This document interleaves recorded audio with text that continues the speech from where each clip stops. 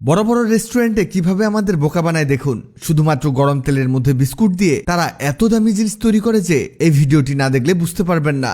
এটা দেখলেই বুঝতে পারবেন বিস্কুট ভেজে হাজার হাজার টাকার জিনিস তৈরি করা সম্ভব। কিভাবে দেখুন। একটি কড়াইয়ের মধ্যে হালকা কিছুটা সয়াবিন তেল নিন।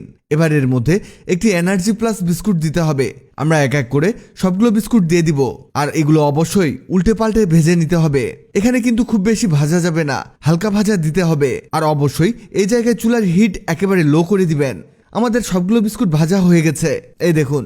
এবার এগুলোকে একটি বাটির মধ্যে ঢেলে রাখতে হবে। এই দেখুন, পুরো বিস্কুটের প্যাকেট ভেজে ফেলেছি। এবার এরকম একটি পিশনি নিন। এবার এই ভেজে নেওয়া বিস্কিটগুলোকে গুঁড়ো করতে হবে।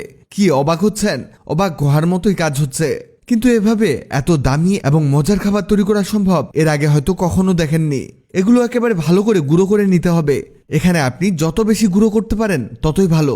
আপনি চাইলে ব্লেন্ডারেও ব্লেন্ড করে নিতে পারেন। এই দেখুন, আমাদের এগুলো গুঁড়ো গুঁড়ো হয়ে গেছে। এবার লাগবে কিছু বাদাম। এই বাদামগুলোকে ছোট ছোট পিস করে কেটে নিতে হবে।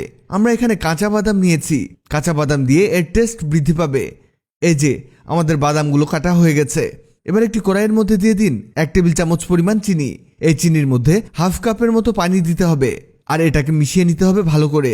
এটা ততক্ষণ পর্যন্ত মিশাতে হবে যতক্ষণ না চিনি গলে যায়। আর যখনই চিনি গলে যাবে ঠিক তখন এর মধ্যে দিতে হবে পাউডার দুধ।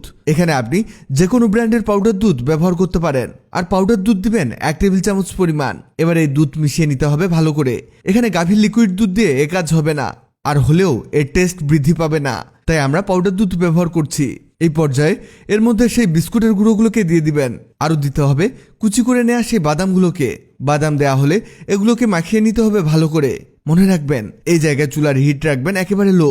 এই রেসিপিতে তাড়াহুড়া করে কোনো কাজ করা যাবে না। এখানে এটা ততক্ষণ পর্যন্ত রান্না করতে হবে যতক্ষণ না এটা লিকুইডটি টেনে নেয়। এটা একেবারে শুকনো শুকনো করতে হবে। এটা রান্না হতে হতে আপনাদের জানিয়ে দেই, আগের ভিডিওতে কমেন্ট করেছেন সিলেট থেকে শেখ রেহেনা, কাতার থেকে আজিজ আহমেদ, বর্ধমান থেকে ফেরদৌসী বেগম, আবুধাবি থেকে শামসু, রংপুর থেকে মাহমুদুন্নবী টিটো।